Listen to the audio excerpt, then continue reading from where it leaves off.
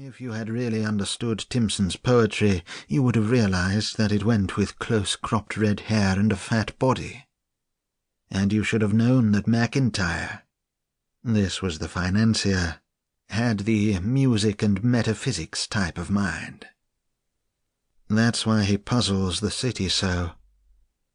If you understand a man's work well enough, you can guess pretty accurately what he'll look like.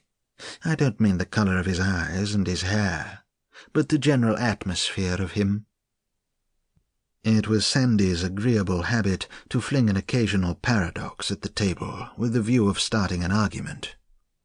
This time he stirred up Pugh, who had come to the War Office from the Indian Staff Corps.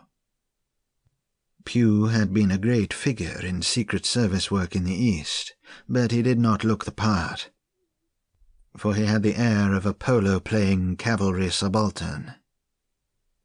The skin was stretched as tight over his cheekbones as over the knuckles of a clenched fist, and was so dark that it had the appearance of beaten bronze. He had black hair, rather beady black eyes, and a hooky nose, which in the Celt often goes with that colouring. He was himself a very good refutation of Sandy's theory. "I don't agree," Pugh said. "At least, not as a general principle. One piece of humanity whose work I studied with the microscope for 2 aching years upset all my notions when I came to meet it." Then he told us his story. When I was brought to England in November 17, and given a hush department on 3 floors of an 18th-century house in a back street, I had a good deal to learn about my business. That I learned it in reasonable time was due to the extraordinarily fine staff that I found provided for me. Not one of them was a regular soldier. They were all educated men. They had to be in that job, but they came out of every sort of environment. One of the best was a Shetland laird. Another was an Admiralty Court KC. And I had besides a metallurgical chemist, a golf champion, a leader writer, a popular dramatist, several actuaries, and an East End curate. None of them thought of anything but his job. And at the end of the war, when some ass proposed to make them OBEs, there was a very fair imitation of a riot. A more loyal crowd never existed, and they accepted me as their chief as unquestioningly as if I had been with them since 1914. To the war in the ordinary sense, they scarcely gave a thought. You found the same thing in a lot of other behind-the-lines departments, and I dare say it was a good thing. It kept their nerves quiet and their minds concentrated.